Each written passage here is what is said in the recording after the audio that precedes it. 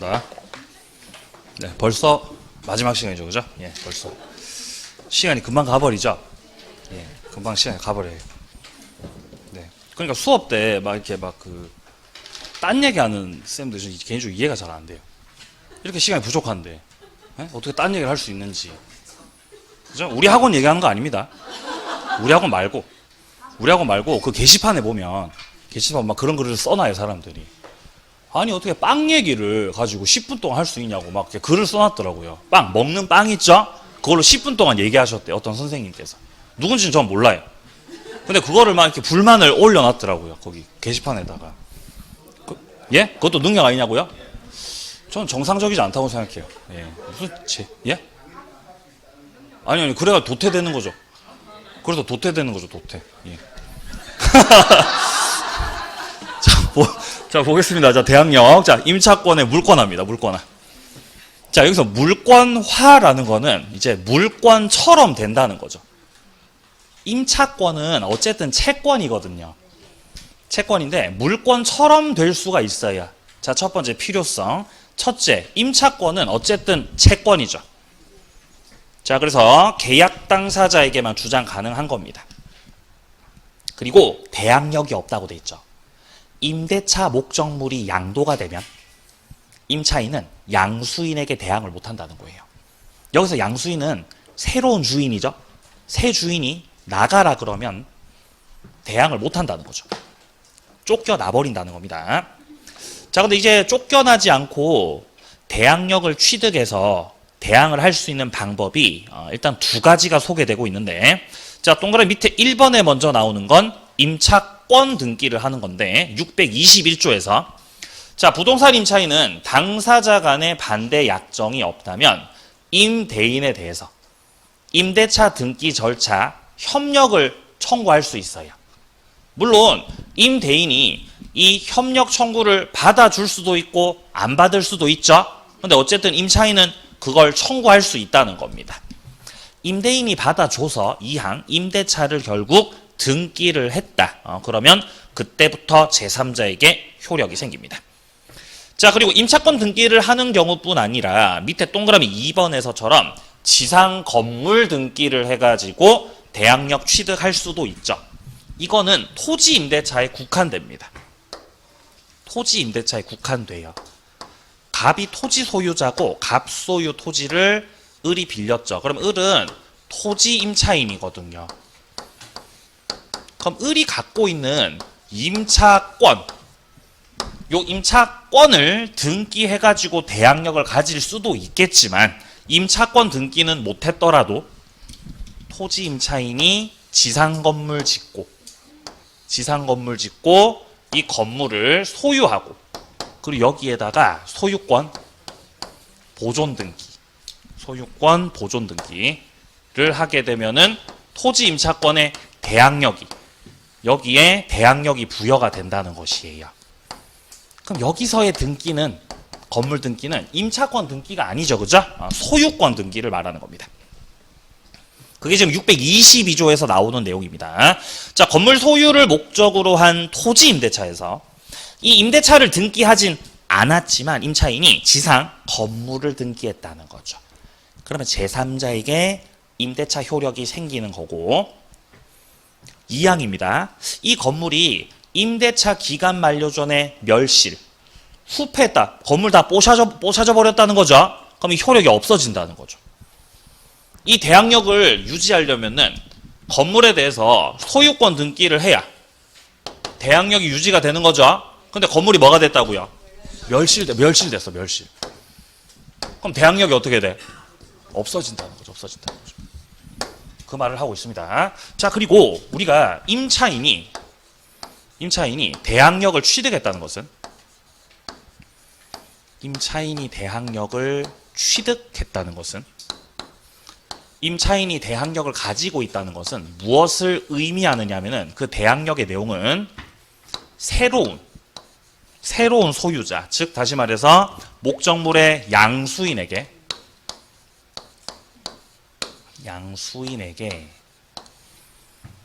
임대인의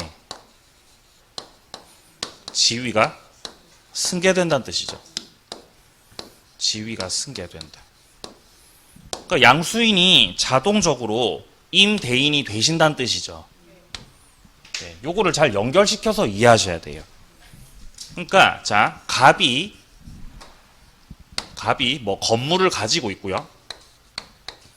갑이 소유한 건물을 을이 임대차해서 들어왔는데 을이 가지고 있는 임차권은 채권이다 보니까 계약 당사자인 갑에게는 주장할 수 있지만 갑이 나중에 건물을 다른 사람한테 팔아버리면 그럼 병은 갑으로부터 건물을 매수한 사람이죠. 이 사람이 지금 양수인이에요. 양수인. 주인이 바뀌면 원칙적으로는 을이 자신의 임차권을 양수인한테는 행사를 할 수가 없다는 거죠. 하지만 얘가 뭐를 갖추고 있으면? 대항력을. 얘가 요건을 갖춰갖고 대항력을 가지고 있어요. 을이 대항력을 가지고 있다는 것은 건물의 양수인에게, 원래는 갑이 임대인이었죠. 갑이 갖고 있던 그 임대인의 지위가 뭐가 된다고? 지위가 요렇게 승계된다고. 승계. 병한테요. 임대인의 지위가 승계된다는 거는 양수인 병이 임대인이 된다는 뜻이에요. 얘가 원하던 원하지 않던 얘가 임대인이 돼버리는 거예요. 그러니까 을이 임차권을 병한테 주장해도 됩니까? 주장하셔도 된다 이 말이죠. 근데 임대인의 지위만 승계되는 게 아니라 승계되는 거 또 있죠. 그게 뭐가 있냐? 내려가 보세요. 대항력의 내용에서 사례 보세요. 을은 갑의 X 토지를 임차했고 대항력 갖추었죠. 1번 갑이 X 토지를 병에게 양도해서 소유권 이전시켰을 때 이 양수인 병에게 임대인의 지위가 승계된다. 뿐만 아니라 2번 병에게 양도했고 소유권 넘겼죠. 이때 병에게 보증금, 반환, 채무도 승계되는 거라고요. 임대차 계약이 끝났을 때 갑이 받았던 보증금을 내줘야 되는 거죠. 그게 보증금, 반환, 채무죠. 보증금을 을에게 반환을 해줘야 되는 그 채무. 원래 갑이 지고 있던 채무죠. 그 채무도 뭐가 된다고? 채무도 승계된다고. 이렇게. 그러니까 을이 나중에 새로운 주인한테 보증금 달라고 반환 청구할 수가 있다는 거죠. 가능하다는 거예요. 그래야 을이 보호를 받는 거죠. 네. 자, 근데 3번에 병에게 양도했고 소유권 이전했을 때 병에게 연체, 차임, 채권이 승계되진 않습니다. 갑이 병한테 팔기 전에 을이 갑이 주인이었을 때 차임 1기 한 번을 연체했어요. 한 달치를 연체하셨다는 거죠. 그럼 이거는 갑한테 연체한 거예요? 병한테 연체한 거예요? 갑한테 연체한 거죠. 그럼 갑이 지금 이 연체분에 대해서 차임 연체분에 대해서 채권 갖고 있죠. 채권. 그럼 주인이 병으로 바뀌면 연체했던 거 병한테 줘야 되죠? 아니 그게 아니라고요. 연체했던 거 누구한테 주는 거라고? 그럼 갑한테 주는 게 맞다는 거죠. 그러니까 연체했던 그 차임과 관련된 채권은 승계됩니다? 승계 안 됩니다? 안 됩니다. 연체, 차임, 채권 승계 안 돼요. 자, 결국 4번 내려갑니다. 결국 병하고 을 사이에서 임대차 관계가 계속해서 유지가 되기 때문에 을은 임차권을 병에게 주장할 수 있게 되는 겁니다. 좋아요. 다음 페이지요. 이제 임차인의 권리입니다. 임차인 권리 몇 개 정리하라 그랬어요? 3개요. 그죠? 그래서 지금 3절이잖아요. 3절. 제 3절이죠. 3절. 임차인 권리요. 3개라는 거죠. 3개.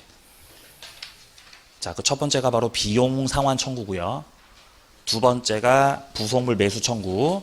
세 번째가 지상물 매수 청구입니다. 임차인의 권리는 100% 출제입니다. 무조건 나와요.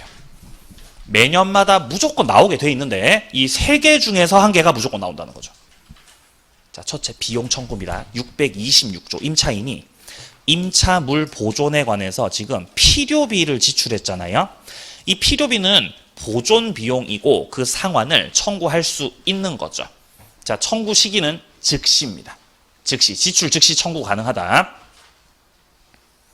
자, 2항 내려갑니다. 임차인이 유익비를 지출했다면 임대인은 임대차 종료 시 가액의 증가가 현존할 때 한해서 임차인의 지출했던 금액이나 증가액에 대해서 상환을 해야 된다는 거죠.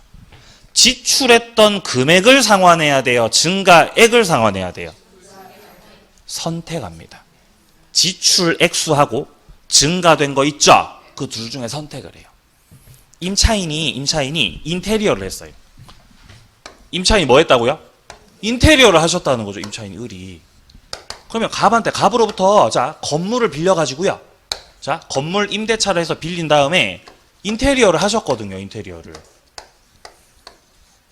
그죠? 인테리어 해가지고 여기 뭐 천장하고 막 바닥하고, 그죠? 바닥하고 천장하고, 네? 인테리어를 하셨다는 거죠. 그죠? 싹 벽도 싹 다 저기 해버리고 이렇게 싹 이렇게 한 거죠. 네. 그래서 인테리어 할 때 한 5천 들었어. 5천. 그럼 5천이라는 거는 여기서의 뭡니까? 지출한 금액이에요. 지출은 5천을 한 거죠. 근데 인테리어 해가지고 5천 지출하니까 원래 갑이 소유 중인 상가, 이 상가가 지금 한 칸이 3억짜리인 상가거든요. 한 칸이. 근데 3억짜리 상가 을이 빌려가지고 5천을 지출했죠. 그럼 상가가 얼마짜리 되는 거예요? 3억 5천짜리 되는 거죠. 그건 알 수 없는 거라는 거예요. 5천을 투입했지만 이 상가가 3억 7천짜리가 될 수도 있죠. 인테리어 너무 잘해가지고. 그럴 수도 있죠. 그 현실적으로 힘들죠. 죄송합니다. 힘들고. 자, 5천 투입했지만, 자, 올라간 거는 막 2천 올랐어. 2천. 예를 들어서. 그러면 지출 액수는 얼마고요? 증가액은 얼마고요? 여기서 선택하는 거라고, 여기서. 그죠? 누가 선택해요? 갑이 선택하는 거예요, 갑이. 그죠? 당연히 적은 거 선택하죠. 그죠? 그래서 이제 증가액을 선택하시겠네요. 자, 이 경우에 법원에서는 임대인의 청구에 따라 상환기간 허여할 수 있죠. 이 상환기간 허여 나왔다 그러면 바로 뭐가 떠올라야 돼요? 유치권 안 된다. 유치권 된다 안 된다? 유치권 안 된다. 상환기간 허여 변제기 뒤로 밀려가지고요.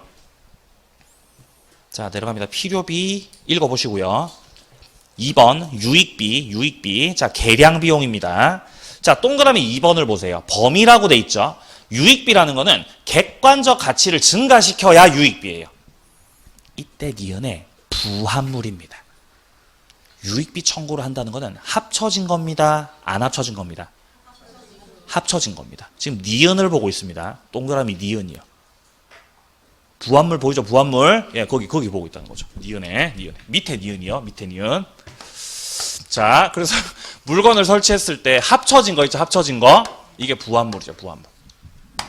부합이 된 게 있다면 이 경우는 부합물은 임대인 소유, 임차인 소유. 임대인 소유죠. 부합물은 임대인의 소유예요. 따라서 여기서는 임차인이 부합물에 대하여 임대인에게 매수 청구. 네가 사가라. 매수 청구할 수 있어요, 없어요? 할 수 없는 거예요. 매수 청구하려면 자기 거여야 팔아먹는 거죠. 그쵸? 만약에 임차인이 설치한 게 부속물이면 부속물이라는 거는 안 합쳐진 거죠. 이거는 임대인 소유가 아니고 이건 임차인 소유거든요. 이거는 임차인 거예요. 부속물은. 그럼 이 경우는 임차인이 임대인한테 부속물에 대하여 매수 청구권 행사를 할 수가 있죠. 이게 다르다는 거예요. 이게.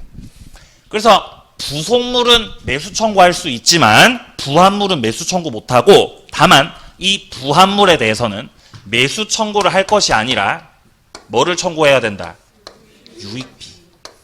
유익비 상환으로 청구 들어가는 게 맞다는 거죠. 절차적으로. 이렇게 정리가 돼야 됩니다. 자, 그리고 밑에 3번에 행사기간 나오죠. 행사기간. 자, 비용상환 청구권은 임대인이 목적물을 반환받은 그 날로부터 해가지고 6개월입니다. 6개월. 제척기간 6개월. 자, 그리고 비용상환 청구권은요, 밑에 4번에 임의규정에 해당됩니다. 임의규정. 특약으로 배제시킬 수 있습니다. 자, 그리고 5번 내려갑니다. 유치권 행사가 가능하냐? 유치권에서 이 비용상환 청구권은 결련성 인정채권, 결련성 부정채권. 결련성 인정채권이죠? 예, 결련성 인정채권입니다. 그래서 유치권을 행사하는 것도 가능하다는 것이에요. 자, 그 결련성 인정과 관련된 거는 122페이지에 있습니다. 122페이지. 그냥 써뒀다가 나중에 찾아보실 때 찾아보시라고요. 122페이지 보시면은 이제 유치권과 관련된 결련성이 나옵니다. 자, 그리고 이제 이어서 부속물 매수 청구 오른쪽 가보죠. 자, 부속물 매수 청구는 건물 임대차, 토지 임대차. 건물 임대차예요. 구별하셔야 돼요. 구별하셔야 돼요. 건물 임차인의 매수 청구는, 건물 임차인이 행사하는 매수 청구는 부속물 매수 청구예요. 왜 이렇게 말씀을 드리냐면은 반대로 토지 임차인은 부속물 매수 청구권 행사를 할 수가 없다는 거거든요. 토지 임차인은 맞아요. 토지 임차인은 지상물 매수 청구권 행사할 수 있어요. 그래서 매수 청구가 토지 임차인, 건물 임차인으로 딱 쪼개져 있다는 거를 파악을 잘 해두셔야 돼요. 이 두 개는 공통점이 있거든요. 이 부속물 매수 청구와 지상물 매수 청구는 공통점이 있어요. 어떤 공통점이 있어요? 맞아요. 형성권이에요. 형성권. 일방적으로 권리를 만들어버려요. 매매를 만들어버립니다. 두 번째, 이 규정들이 강행규정이라는 공통점이 있어요.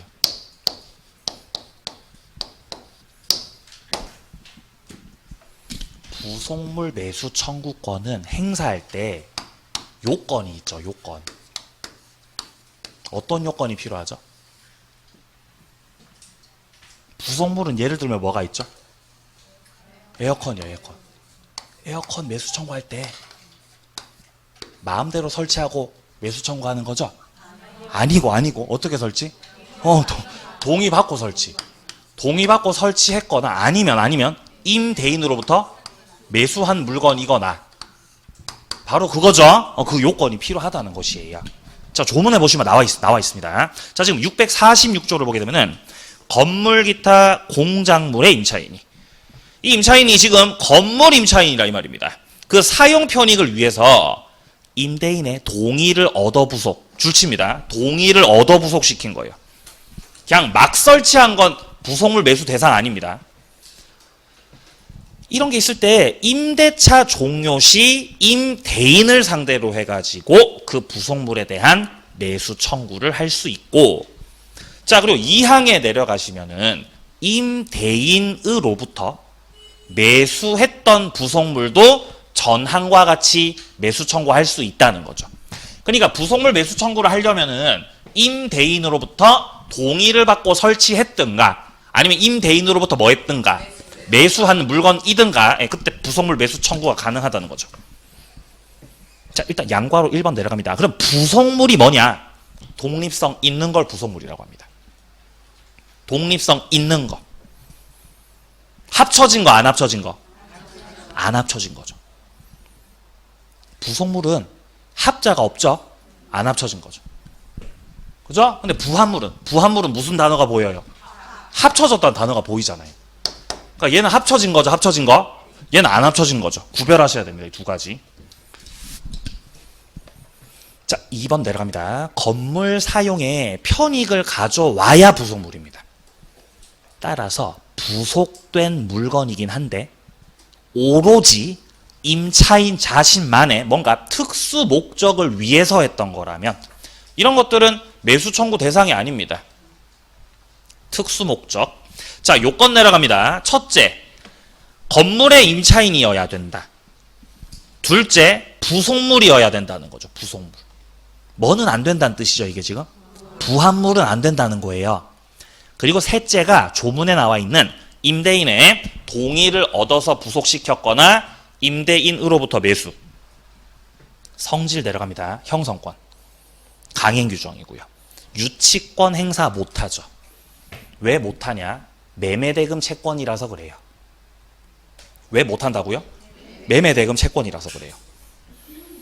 잠깐 앞으로 가보죠. 122페이지 와보세요. 122페이지 와보시기 바랍니다.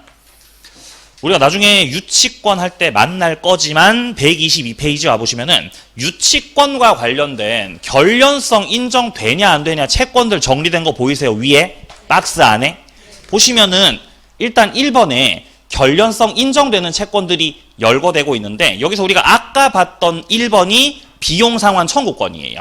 필요비든 유익비든 못 받았을 때 이 돈 받을 때까지 그 해당 목적물 유치권 행사를 할 수 있다는 거죠. 근데 밑에 2번에 결련성 부정되는 거 나오고 있죠.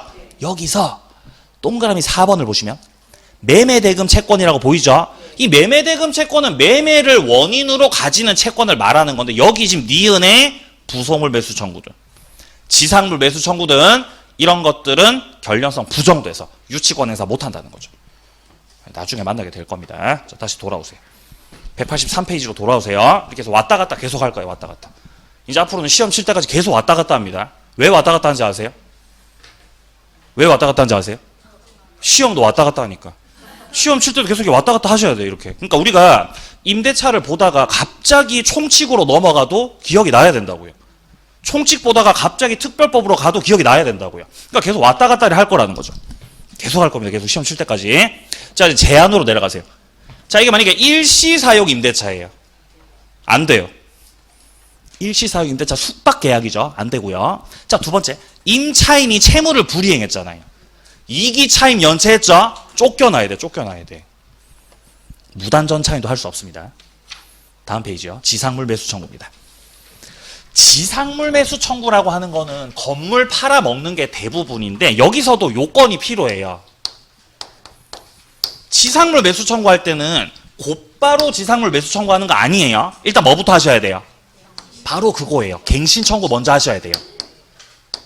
갱신 청구를 1차적으로 먼저 하고 그 이후에 만약에 거절당하면 갱신 청구를 거절당했을 때 그때 이제 2차적으로 지상물 매수 청구권 행사할 수 있다는 거죠. 자, 643조에 보시면 건물, 기타 공작물의 소유 또는 식목, 체험, 목축을 목적으로 한 토지 임대차 기간이 만료한 경우다라고 돼 있죠. 그럼 지금 현재 여기서 말하고 있는 임대차는 건물 임대차예요? 토지 임대차예요? 토지 임대차죠. 이때 건물이나 수목이나 지상시설이 아직 현존하고 있는 거죠. 임대차는 끝났지만 건물이 쌩쌩하게 남아있어요. 이 경우는 283조를 준용하겠다라고 되어 있습니다. 자, 그러면 283조가 뭔 내용이냐? 그게 지금 밑에 바로 나오고 있는 지상권자가 행사하는 계약 갱신 청구하고 매수 청구 말하는 거죠. 지상권이 소멸한 경우 그리고 건물 기타 공작물 수목이 현존하고 있다면 지상권자는 먼저 1차적으로는 계약의 갱신 청구를 할 수 있습니다. 자, 근데 2항 내려갑니다. 설정자가, 지상권 설정자가 계약의 갱신을 원하지 않지요. 그럼 지상권자는 상당 가액으로 공작물이나 수목에 대하여 매수 청구를 할 수 있다는 거죠. 이거를 토지 임차인도 그대로 할 수 있도록 준용 규정 두고 있는 겁니다. 자, 밑에 행사 방법에서 첫째, 자, 이거는 토지 임차인이 행사 가능한 거고요. 자, 그리고 1차적으로 갱신 청구하고 거절당하면 2차로 행사한다 확인합니다.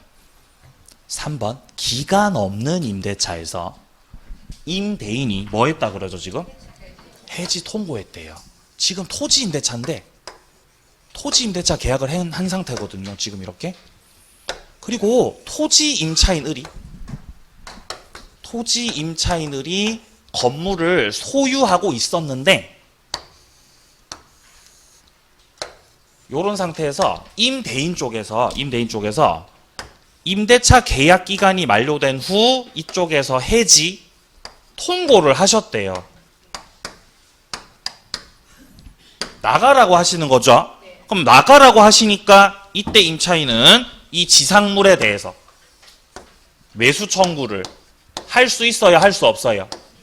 할 수 있다 없다? 할 수 있죠. 할 수 있죠.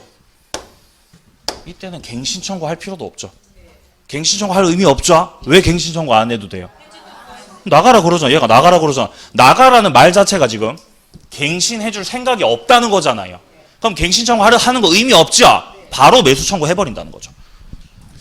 자, 성질 아까 전에 앞장에서 봤던 부속물 매수 청구하고 똑같습니다. 형성권 강행 규정 유치권은 안 되고. 자, 대상 건물 내려갑니다. 자, 이 지상물 매수 청구 대상이 되는 건물은 임대인의 동의, 허가나 등기, 가치가 있는지, 효용이 있는지, 근저당 설정이 됐는지 다 불문하죠. 이런 거 안 따지고 다 매수 청구권 행사 가능합니다. 자, 오른쪽 페이지요. 제한. 일시 사용 임차인의 이기연체 무단전차인 1, 2, 3번. 여기도 앞장하고 똑같죠? 이런 경우는 매수 청구권 행사를 할 수가 없다는 거예요. 4번 내려갑니다. 건물이 임대인 소유 토지 말고 다른 제3자 토지에 걸쳐갖고 지어져 있다는 거예요. 건물이요. 그때 매수 청구가 되냐는 거죠. 그때 매수 청구 돼야 안 돼요? 될 수도 있고 안 될 수도 있어요. 바로 정답이죠, 그게. 그죠? 건물이 이렇게 있잖아요, 지금 건물이 이렇게. 건물이 이렇게 있는데 여기서부터 여기까지가 남의 땅인 거지. 병땅인 거죠, 병땅. 그죠? 여기 하양 색깔이 갑땅이죠. 하양 색깔이 갑땅이죠. 근데 을이 건물 지을 때 갑땅에다가만 안 짓고 남의 땅에 걸쳐갖고 지금 건물 지은 거죠. 그럼 여기에 대해서는 나중에 문제 생기죠, 이거. 문제가 생길 거기 때문에 이런 상태에서는 임차인이 이 건물 전부에 대해서 전부 다 네가 사가라 라고 매수 청구권 행사를 할 수가 없다는 거죠. 그거 안 된다는 거죠, 그거는. 왜 안 되는 거예요? 나중에 싸움 날 거니까. 그죠? 그럼 을이 그러면은 그럼 여기만 여기 있죠?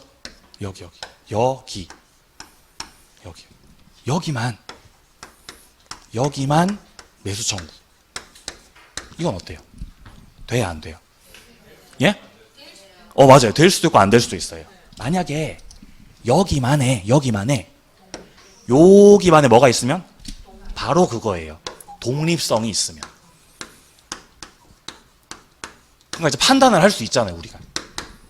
판단할 수 있죠, 이제? 실력이 쌓인 거예요.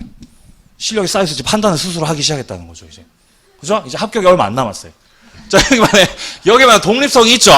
독립성이 있으면 여기만 매수 청구할 수가 있는 거 가능한 거죠, 그거는요. 여기만 팔아 먹을 수 있는 거니까. 그죠? 근데 만약에 여기만의 독립성이 없으면 그때는 안 되죠. 자, 일단 기억해 보시면은 전체 매수 청구는 어쨌든 안 됩니다, 그거는. 이때 니은의 건물 중에서 구분 소유의 객체가 될 수 있는 거기요. 즉 독립성이 인정되는 거기요. 거기만에 대한 매수 청구는 허용된다는 거죠. 청구권자 내려갑니다.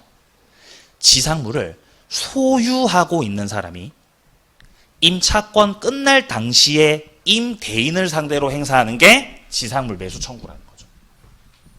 임대차가 끝나는 그때 그 당시에 누구한테요? 임대인한테 매수 청구권 행사를 한다는 거죠. 네. 그러니까 상대방이 임대인이라는 거예요. 언제 임대인? 소멸 당시.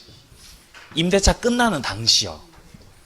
아니 그러면 원래 처음에는 갑이 토지 임차인이었고 갑이 임대인이었고 을이 임차인으로 들어왔거든요. 계약할 때는 갑하고 계약을 이렇게 했던 거죠. 이렇게. 건물 지었죠? 건물 짓고 나서 매수 청구하려니까 지금은 주인이 딴 사람이라고요. 이렇게. 그럴 수 있잖아요. 임차인이 있는데 갑이 토지를 병한테 팔아 먹었죠. 그럼 얘가 양수인이거든요. 그럼 이런 제3자 양수인을 상대로 해가지고 토지 임차인이 지상물 매수 청구를 하는 거 돼야 안 돼요? 돼요? 되죠. 뭐를 갖추면? 대항력 갖추면. 임차인이 대항력이 있으면 매수 청구 된다는 거죠. 임차인이 갑이 소유하고 있던 그 토지에다가, 자, 갑이 소유하고 있던 토지에다가 건물을 지은 임차인이거든요. 건물을 지었죠. 그리고 소유권 등기했어요. 보존 등기 해놨죠. 그럼 을이 대항력 있는 거 없는 거? 대항력 있는 거잖아요. 그럼 제3자한테도 매수 청구할 수가 있다는 거죠. 가능하다는 거죠. 이렇게. 근데 만약에 을이 이 건물을, 자, 을이 자신이 소유하던 이 건물 있죠. 이거를 다른 사람한테 팔았어요. 임차권을 팔았어요. 건물을 팔았어요. 건물을 팔았어요. 그럼 얘가 이제 건물 양수인이죠. 건물주가 얘라는 거예요. 그럼 매수 청구할 수가 없다는 거예요. 왜 할 수 없죠? 지 거 아니잖아요. 자기 건물일 때 매수 청구 되는 거예요. 근데 자기 건물이에요. 팔아먹었어요. 팔아먹었죠? 그게 지금 1번이죠. 1번. 지상물을 양도해서 이 건물에 대한 소유권을 상실해버린 임차인. 이 사람은 매수 청구권 행사를 할 수가 없다는 거예요. 2번. 임대인이 토지를 제3자에게 양도했습니다. 토지를 저 병한테 팔아버렸거든요. 이때 대항력 갖춘 임차인은 그 제3자를 상대로 해가지고 매수 청구권 행사를 할 수 있다는 거죠. 자, 그리고 내려가면 제4절입니다. 임대인의 의무입니다. 623조 임대인은 목적물을 임차인한테 인도시켜야죠. 그리고 계약이 존속하는 동안 사용수익에 필요한 상태를 유지시켜 줘야 되는 거죠. 자, 첫 번째입니다. 수선 의무 나와 있죠. 양괄호 1번에. 자, 목적물을 유지하고 수선하는 거는 임대인이 해주셔야 돼요. 그렇죠? 유지 수선 예를 들면 무슨 비용이 있어요? 예? 예를 들면 뭐가 있죠? 예를 들면 그랬더니 지난주에 어떤 분이 형광등이요 이러던데.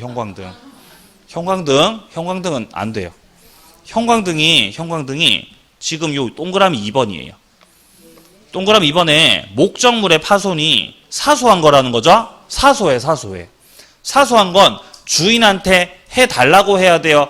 임차인이 스스로 하셔야 돼요. 네가 스스로 하시라고. 스스로. 그러니까 형광등 정도는 네가 할 수가 있는 거죠. 네가 할 수 있는 거잖아요. 주인한테 전화해서 형광등 갈아달라 그래요? 근데 저는 그랬어요. 뭣도 모르고. 예? 저는 이제 원칙만 알고. 저는 그때 학창시절에 원칙만 알고 있고 예외는 몰랐죠. 예외를 몰랐죠? 그 주인한테 전화해가지고 형광등 다 되는데요. 이렇게 얘기했다는 거예요. 제가. 그랬더니 그 주인 아저씨가 뭐라고 한지 아세요? 아, 갈아드릴게요. 예, 이렇게 하시더라고요. 좋은 분이죠? 아니요. 보증금 안 주고 도망갔잖아요. 예? 보증금 안 주고 도망간 그 사람이죠. 그 사람. 그죠? 그 나쁜 놈. 그죠? 그 사람 이름이 안 됩니다. 자, 뭐 있습니다. 자, 그래서 원칙은 유지 수선 의무가 임대인한테 있다는 거죠. 원칙은. 근데 너무 사소한 거 있죠? 그거는 이제 임차인 스스로 하셔야 되죠. 자, 3번 내려갑니다. 면제 가능 여부가 나옵니다. 뭐 사소하든 안 사소하든 이 필요비 청구하는 거 있죠? 이거는 임의 규정이에요. 어차피. 당사자들 사이에서 특약이 없어요. 특약이 없고 그냥 임대차 계약만 했던 상황 같으면 요 임차인이 필요비 달라고 청구 할 수 있어요? 할 수 없어요? 할 수 있어요. 대표적인 이 수선 유지 의무는 보일러를 생각하시면 됩니다. 보일러 수리비. 보일러 수리를 임차인이 스스로 해야 돼요? 고쳐달라고 할 수 있어요? 고쳐달라고 할 수 있어요. 그죠? 그 전화를 했던 거죠. 보일러가 고장 나가지고 애기를 씻길 수가 없어요. 그러면은 전화 받고 고쳐줘야 되죠? 고쳐줘야 되죠? 근데 저 양반이 전화 안 받아요. 전화 안 받으면 이제 어떻게 해야 돼요? 일단 수리하고 그다음 뭐 달라고? 돈 달라고 청구해야죠. 그게 필요비 청구하는 거예요. 그죠? 근데 임대차 계약을 할 때 특약 특약을 넣어놨어요. 보일러는 알아서 수리한다. 특약을 넣어놨다는 거지. 저 나쁜 놈이. 아시겠어요? 그러면 보일러를 수리비 청구할 수가 없어요. 그럼 청구 못해요. 저 나쁜 놈 아닙니까? 갑은 나쁜 놈이에요? 아니, 임의규정이라고요. 특약 배제됩니까? 특약 배제가 된다고요. 그러니까 여러분들도 특약을 넣으세요. 반드시. 임대차 하실 때. 넣으세요. 이렇게. 주인 입장에서 말씀드리는 거죠. 주인 입장에서. 그러니까 들어주면 한도 끝도 없어요. 예전에 어떤 분 전화하고 뭐라 하는지 아세요? 도어락이. 선생님, 도어락이 지금, 도어락이. 번호가 이렇게 있잖아, 도어락이. 번호가 이렇게 있을 거 아니에요. 그죠? 번호가 이렇게 있죠? 근데 여기서, 선생님, 여기서, 요 가운데 거죠, 가운데 거, 이게. 여기가 안 눌려진다는 거예요. 여기가 안 돼요, 선생님, 여기가. 1, 2, 3하고 7, 8, 9 중에서 비밀번호를 조합해야 된다는 거예요. 가운데가 안 되니까. 아시겠어요? 바꿔달라고 하시는 거죠. 그 제가 뭐라 그랬을까요? 사역을 빼고 조합해서 쓰시면 되잖아, 그러면. 그죠? 여기, 그리고 여기 뭐도 있어요? 여기 영도 있잖아, 영도. 영도 있으니까. 이거 빼고 조합해서 쓰시면 되죠. 이렇게. 아시겠어요? 그리고 이제 세입자 바뀌었어요.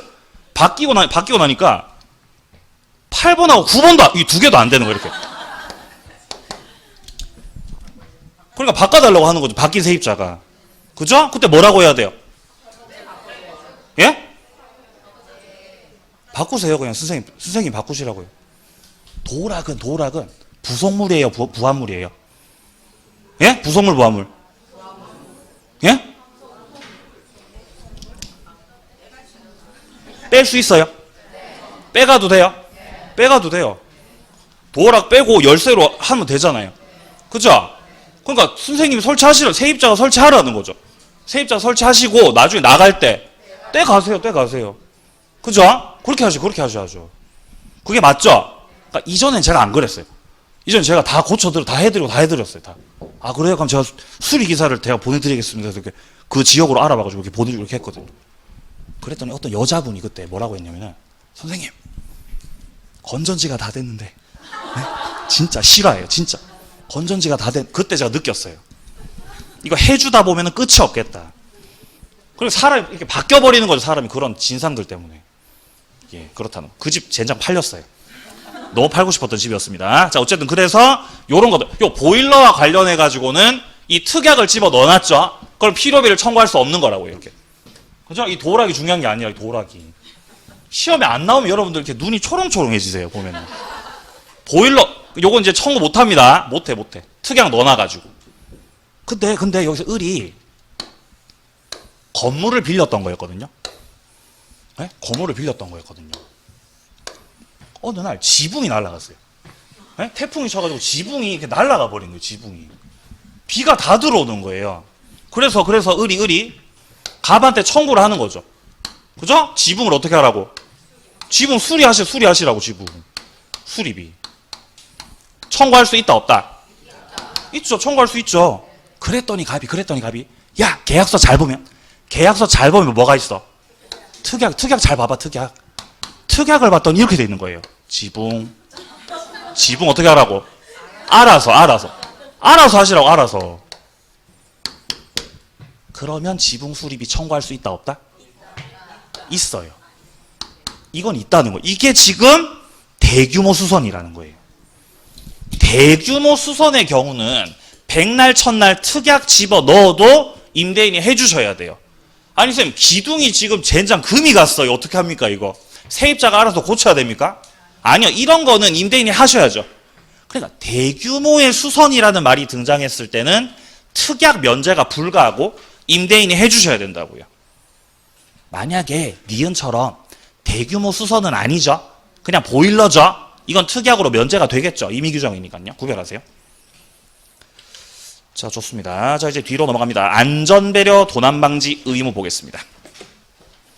통상적인 임대차 먼저 나오고 있죠. 통상적인 임대차. 자, 통상적인 임대차 같은 경우는 판례를 보게 되면은 임대인의 임차인에 대한 의무는 특별한 사정이 없는 한 단순히 임차인에게 목적물을 제공해서 이를 사용 수익하게 함에 그치는 거다. 그냥 쓰게 해주면 된다는 거죠. 셋째 줄처럼 더 나아가서 안전을 배려해 주거나 도난을 방지해 주거나 그런 보호 의무까지는 있는 거예요, 없는 거예요? 없다고요, 없다고요. 임차인이 집에 중요한 물건들이 많대요. 그죠? 임차인이 제가 금고가 있거든요, 선생님 금고가. 도둑 들까봐 무섭다는 거죠. 그쵸? 그래서 뭐를 설치해야 돼요? 이 새콤을 설치하셔야 된다는 거죠. 새콤을. 해달라고 해야 돼요? 스스로 하셔야 돼요? 스스로 하셔야죠. 왜냐면 임대인에게 도난을 방지해 줄 의무까지는 있어서 없어서 그건 없으니까 스스로 하시라는 거죠. 통상 임대차에서. 근데 밑에 2번 보세요. 일시사용 임대차. 판례 봅니다. 숙박계약이요. 숙박계약에서는 여관 경영자에게, 이 여관 경영자가 임대인이겠죠. 임대인에게 객실 제공이라는 주된 의무 말고도 이 고객이 임차인이죠. 일시사용 임차인이죠. 투숙하는 동안에 안전하게 지낼 수 있도록 하실 부수적인 보호 의무도 있으시다는 겁니다. 자, 5절 내려갑니다. 임차권 양도와 전대차입니다. 자, 임차권을 양도할 수도 있고 추가적으로 전대차 계약을 할 수도 있습니다. 근데 이런 거 하려면은 마음대로 하면 안 되죠. 동의를 받고 하셔야 되죠. 동의를 받고.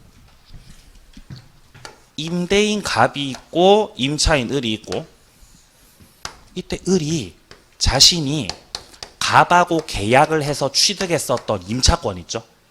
갑하고 계약해서 취득했었던 요 임차권. 이 임차권을 다른 사람에게 양도해도 돼요? 넘겨도 돼요? 넘겨도 돼요. 이게 임차권 양도예요. 그럼 임차권을 병한테 이렇게 양도시키게 되면은 병이 임차권 받아가죠? 그럼 얘가 이제 임차권을 가지게 되는 거죠. 아니면은 을이 임차권을 가진 상태에서, 자, 임차권을 가진 상태에서 임대차를 다시 할 수 있죠. 그럼 그거는 전대차라고 하는 거죠. 전대차 계약을 해가지고 병이 전차권을 가지고 들어올 수도 있다는 거예요. 근데 이런 양도나 전대차 할 때 동의를 받고 동의 없이, 동의 받고 하셔야 돼요. 임대인의 동의가 필요하다, 필요 없다? 동의가 필요합니다. 동의 받고 하셔야 돼요. 자, 그래서 629조를 보게 되면은 임차인은 임대인의 동의 없이는 그 권리를, 그 임차권을 양도하거나 임차물을 전대하거나 그런 거 하지 못한다고요. 2항 내려갑니다. 만약에 임차인이 전항의 규정에 위반했습니다. 자, 전항 규정에 위반했다는 거는 동의를 받고 하셨다는 거예요? 동의 안 받고 하셨다는 거예요? 동의 안 받고 했죠. 동의 없이. 임대인의 동의 없이 양도나 전대차를 했다는 거죠. 그럼 이거는 무단양도, 무단전대차죠. 무단으로 양도를 하거나 전대차를 해버렸다는 거예요. 그럼 이렇게 무단양도나 무단전대차를 했을 때는 임대인이 계약을 뭐 한다? 해지를 해버릴 수 있다는 거, 쫓아내버린다는 거죠. 자, 밑으로 내려갑니다. 서론. 임차권 양도는 임차권 넘기는 거고요. 동그라미 2번. 임차물 전대차하는 거는 임차권 유지한 상태로 다시 임대차를 해서 전차인이 들어오는 거를 말하는 겁니다. 자, 양괄호 2번 가죠. 오른쪽 페이지. 무단양도나 무단전대차 금지입니다. 기억에 임차인은 임대인의 동의 없이 권리를 양도하거나 임차물 전대를 하지 못한다. 자, 만약에 임차인이 이를 위반했다라고 한다면은 임대인은 계약을 해지하고 쫓아낼 수 있습니다. 근데 또 예외가 있죠? 자, 기억에 소부분을 말하는 거죠. 전 3조의 규정은 건물 임차인이 그 건물의 무슨 부분을요? 소부분에다 쓰세요. 그냥 방 한 칸. 방 한 칸을 다른 사람한테 쓰게끔 만들었어요. 그럼 배신이에요? 배신 아니에요? 배신 아니에요. 또 임차권 양도나 전대차를 할 때 이거 허락받고 동의를 받고 해야 되는 거죠. 동의를 받고 이렇게. 근데 동의 안 받고 양도 전대차 한 거죠. 근데 전부를 했어요? 소부분을 했어요? 소부분을 한 거라고. 이 정도는 배신으로 볼 수 없지요. 그리고 하나 더 있죠. 을하고 병하고 부부일 때. 부부 관계 속에서 어떤 사유가 생겨가지고 양도나 전대차를 하게 되었을 때. 지금 밑에 니은 보세요. 가구점 부부 사건이에요. 이 부부가 가구점을 하셨거든요.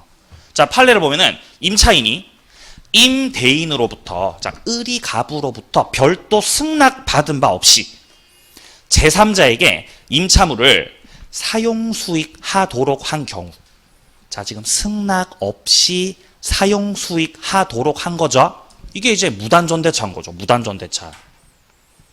하지만 그런 경우에도 둘째 줄에 지금 임대인에 대한 이 배신적 행위라고 인정할 수 없는 특별한 사정이 있었던 경우라면은 임대인이 해지합니다. 해지 못합니다. 해지 못해요. 특별한 사정이 있으면요. 그리고 여기서 말하는 특별한 사정은 밑에 2번 보세요. 임차권 양수인이, 저 병이 임차인 을과 부부로서 임차 건물에 동거하면서 함께 가구점을 하셨다는 거죠.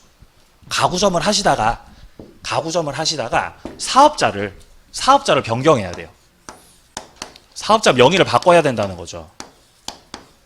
네? 세금 문제 때문에 사업자 명의를 변경을 하셔야 돼요.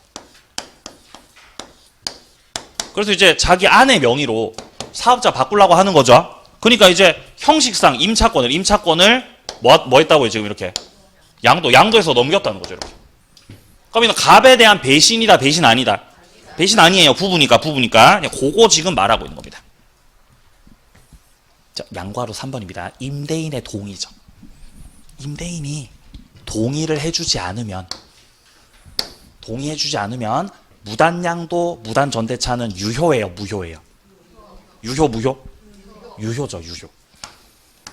무단으로 했더라도 이게 유효라고요, 유효. 주의하셔야 되는 거죠. 예, 시험 문제로 나왔죠, 이거.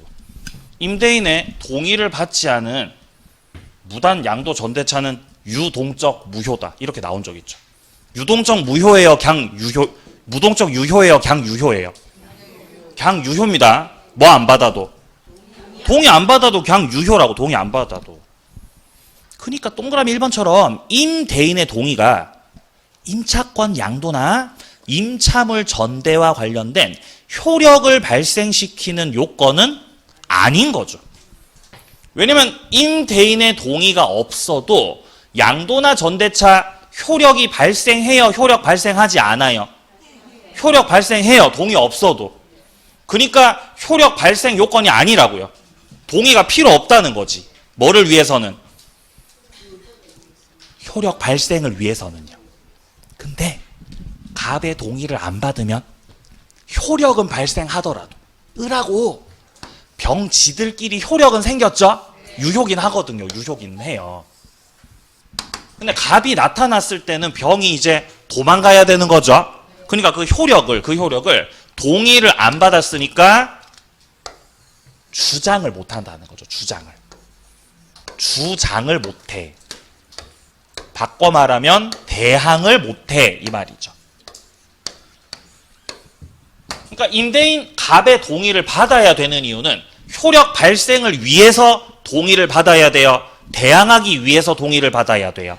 대항하기 위해서 동의를 받아야 돼요. 그러니까 그게 2번에서처럼 임대인의 동의는 대항 요건이다. 임대인의 동의가 없으면 그 양도나 전대의 효력을 주장을 못한다라는 것입니다. 자, 뒤에 나오는 것들은 다음 주에 또 이어서 진행해 나가도록 하겠습니다. 다음 주에 임대차 파트, 특별법 임대차까지 보고 이제 총칙 앞부분으로 갈 거예요. 자, 그리고 특강 신청하신 분들은 내일 유치권하고 저당권 그리고 나머지 특별법들을 정리하고 이제 특강을 마무리하게 될 겁니다. 그리고 혹시나 자, 웬만하면은 4시간 안에 마칠 거예요. 마칠 건데 하다 보면 이게 망할 수가 있잖아요. 그죠? 만약에 망하게 되면은 이제 좀 이렇게 더 하게 될 수도 있다는 걸 미리 좀 말씀드리겠습니다. 아시겠죠? 그러니까 여러분들이 좀 예습을 하고 오시라는 거예요. 그래야 내일 잘 될 거 아니에요. 자, 고생하셨고요. 다음 주도 건강한 모습으로 만나겠습니다. 수고하셨습니다.